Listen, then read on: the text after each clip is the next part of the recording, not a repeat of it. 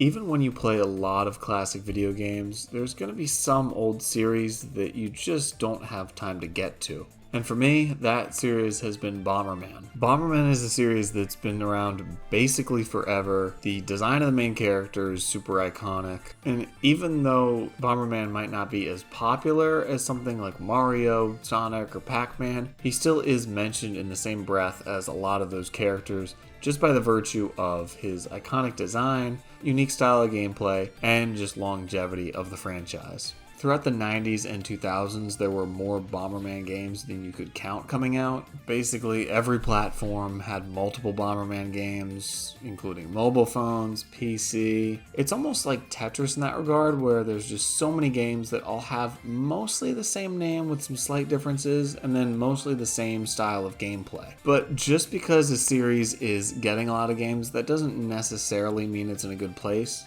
There was one title named Bomberman Act Zero, which was like a gritty, dark reboot of the Bomberman franchise. This was in the 2000s where everything had to be a little bit more edgy. This ain't your grandma's Bomberman. It was basically the Shadow the Hedgehog of the Bomberman franchise. And so there were a few games after that, but basically from 2010 until 2017, the series took a hiatus, eventually coming back with the release of Super Bomberman R on the Nintendo Switch. So this was a launch title for the Switch, which basically meant it had zero competition aside from Breath of the Wild. And while you could say that it would be a poor choice to launch alongside a game that's so highly anticipated and so well regarded, I think it was actually a smart choice, because aside from Breath of the Wild, there was very little available. There was fast RMX and snipper clips. So for someone playing a Switch in those early days who wanted something different than Breath of the Wild, they didn't have many other options, so it made sense to release your game there. And so I feel like a lot of people did buy Super Bomberman R for that exact reason, just to have something else aside from Breath of the Wild to play. I did not play it then. I picked it up recently because it was on sale, and I thought, you know what? I've never played a Bomberman game. I was vaguely familiar with how the gameplay worked. If not now, when? And I thought, you know, this is a classic franchise I've never dipped my toe into. And I like some of these older arcade-style games. Pac-Man's a classic, of course, and it has that same sort of maze-like structure to it, so I figured I would like this. Now there's something kind of weird printed on the box of the game. See, there's these letters right here that spell something, but I'm not quite sure what. Konami? Konami? Konami? It almost seems like this would be a video game company, but they don't make any other games. You think a company that might own an iconic property like Bomberman, or theoretically, let's say, like Castlevania, or Metal Gear Solid, or Silent Hill, might make more games. So, yeah, that's weird. Not sure how that got on there. The game was developed by Hexadrive, who, if you've never heard of them, that will not be a surprise. They seem to have mostly been a support studio on a lot of other games, namely Wonderful 101 on the Wii U, Wind Waker HD on the Wii U, and Final Fantasy 15.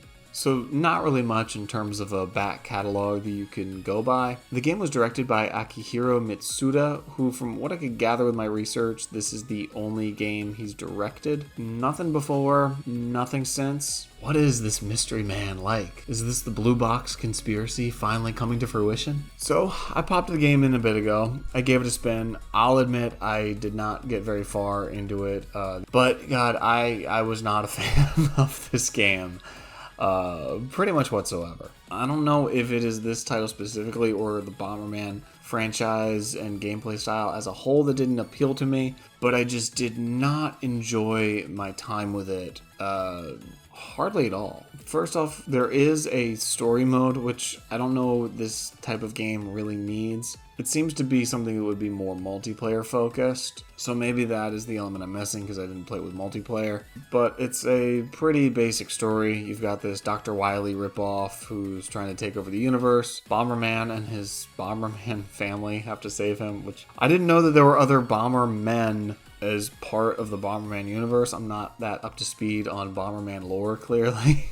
And so it's not bad. It's got a bit of a Saturday morning cartoon vibe, which for this type of game is appropriate. What is weird though is that Bomberman and all the other characters they talk despite the fact that none of them have mouths, which is weird. And I get you want to give them all distinct personalities and give players a reason to pick one over the other aside from just their colors. But the voice acting feels a little bit out of place, especially for the main Bomberman himself, the white one, the one that you think of when you think of Bomberman. His voice was just so oddly generic. Like, it sounded like they pulled some random white guy off the street and asked him to read these lines.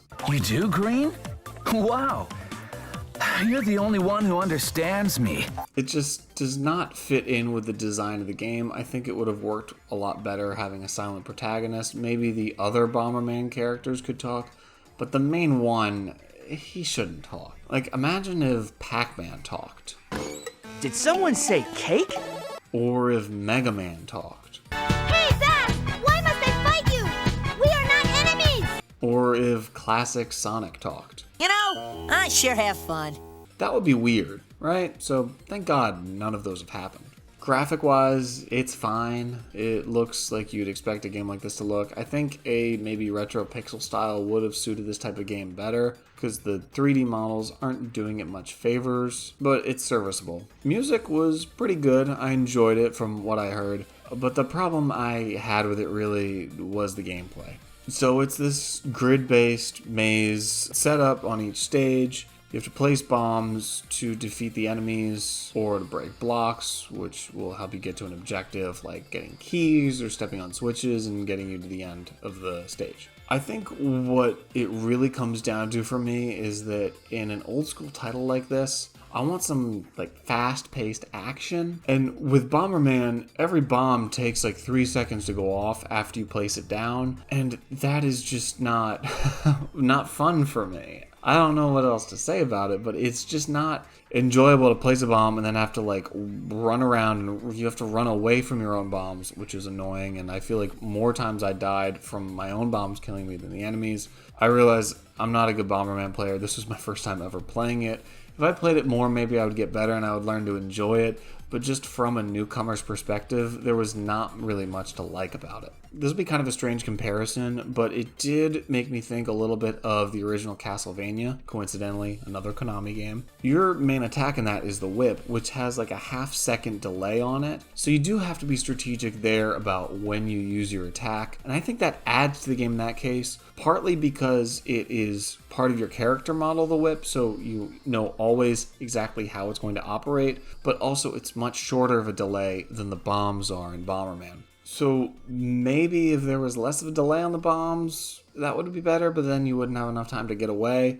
Just the idea that you have to run away from your own attacks, why would you want to do that in a game? The movement, from what I can tell, is 8 directions, so you got up, down, left, right, and then diagonal of all those, which for this type of game I think does not work at all.